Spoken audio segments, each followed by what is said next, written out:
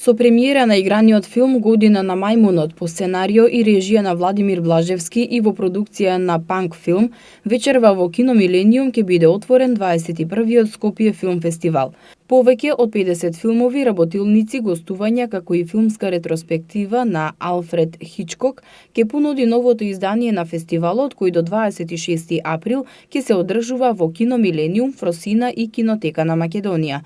Филмовите се распоредени во 7 програми.